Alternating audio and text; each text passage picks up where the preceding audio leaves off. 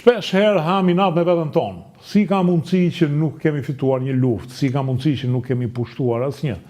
Neve në fakt në historinë tonë kemi raste që kemi pushtuar vende, kemi luftuar, por gjithmonë në një flamur të huaj. Kemi qenë një popull i cili nuk e ka njohur ekspansionizmin nën flamurin e shtetit të vet. E megjithatë, në histori kemi një rast ku kemi luftuar dhe kemi fituar kundër një ushtrie të rregullt. Madje kundër një populli trim, sepse sido që të jetë, malazezët ishin një popull trim. Bëhet fjalë për një luftë e cila ishte për mbrojtjen e trojeve shqiptare. Ishte lufta e cila e kishte burimin te Kongresi i Berlinit i vitit 1878 dhe pastaj çka solli reagim, ngritjen e lidhjes së Prizrenit dhe luftës për mbrojtjen e trojeve shqiptare, të cilat ju kishin kaluar fuqive të tjera që ishin në kufi me Shqipërinë. Shqiptarët ishin tradhtuar nga të gjithë, e megjithatë luftuan, dhe kjo nuk është pak. Dua të flas këtu për mbrojtjen e trojeve shqiptare në veri dhe kam të ftuar njeriu më adapt për këtë punë, historianin ushtarak Përparin Rexheva. Mirëmbrëma, mirëserdhje. Faleminderit. Atëherë, kishe qef që ta bëje këtë emision në bisedat që kemi bërë, më the që është betejë e vetme ku ne kemi luftuar dhe fituar. Kemi fituar kundër ushtrisë së një shteti të pavarur, siç ishte Malizi. Malizi me vendimin e Kongresit të Berlinit u njoh si shteti i pavarur. Dhe njëkohësisht i dhanë dhe qytete shqiptare, për shembull, i dhanë Nikëshiqen, i dhanë Podgoricën, Shpuzën, Kolashinin, domethënë dhe Plavën dhe Gucin. Mirë po, pikërisht çoptimi i trojeve shqiptare. Kolashini ka qenë Joni. Kolashini Joni ka qenë, shqiptar ka qenë, dhe nga emri duket, Kolashin, Kolshini. Dhe ushtria malazeze duhet të thënë e vërtet ai që thatë ju, që ishte një ushtri, kishte një reputacion të lartë. Kishte mundur ushtrinë turke në vitet 1876, 77, 78, dhe vullnetarë shqiptarë që mbronin Podgoricën, mbronin Shpuzën, mbronin Nikëshiqen, madje... Se të gjitha këto kanë qenë tonat. Po, madje ajo në këtë kohë ata pushtuan dhe Ulqirin, ushtria malazeze.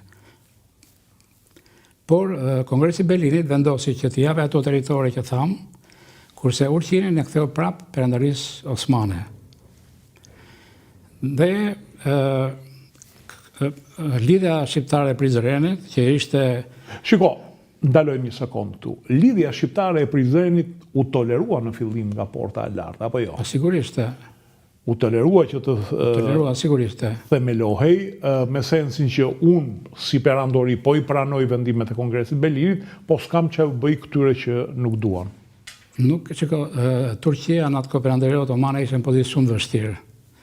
Më thënë, në 6 muaj u bën luftime në Plevnë, ishte një general shumë i zoti, Osman Pasha, dhe mas 6 muaj ushtria ruse e mori Plevnën, pushtoi fshatin Shën Stefan dhe ju ofroi Stambollit. Në këto kushte, Perandoria mendonte për veten e vet, mendonte për Stambollin, nuk mendonte për vendet periferit të Perandorisë, si ishte për shembull Plava dhe Gucia, apo Ulqini, apo Podgorica. Në këto kushte detyrua. Megjithatë, në këtë kohë ministri i jashtëm i Perandorisë Otomane ishte Abedin Dino, që ishte nga Çamëria, dhe funksionarët e tjerë të lartë shqiptarë që ishin në Perandori, do të thënë, u munduan që të gjente një zgjidhje që edhe trojet shqiptare të mbroheshin, po edhe Perandoria Osmane të mos ingranojë ose të mos implikohej, sepse kishte frikën e ndërhyrjes ruse. Dhe në korrik 1878 mori vendimet Kongresi i Berlinit dhe mbreti Kolla, ishte prisë në atë kohë, dhe Malizi priti 6 muaj që ta merrte Plavën dhe Gucin, pa luftë, si që mori për shembull Podgoricën, mori dhe qytete të tjera që përmenda që lidhja shqiptare e Prizrenit gjykoi që kishte një popullsi të përzier dhe nuk ja vlente që të kundërshtonte me forcë. Ajo vendosi tani që të mbronte me çdo kusht plavë dhe gucinë. Për shikuesit dua të them diçka, kam qenë në plavë dhe në guci përpara 12 vjetësh, janë në zonat më të bukura të Shqipërisë. Natyrë e mrekullueshme dhe është raca shqiptare tipike. Të gjatë, themra meshkuj, bjond, si bojqielli. Ti thua domethënë jam në ndonjë fshat të Gjermanisë këtu. Në fakt është zona e Shqipërisë, është le të themi nga ajo shtylla kurizore ku raca shqiptare ka mbetur e papërzier nga çka qenë këto fushorët ku kalonin pushtues mbas pushtuesi. Por shkoni edhe për natyrën e mrekullueshme. Ka një natyrë të pashoqe.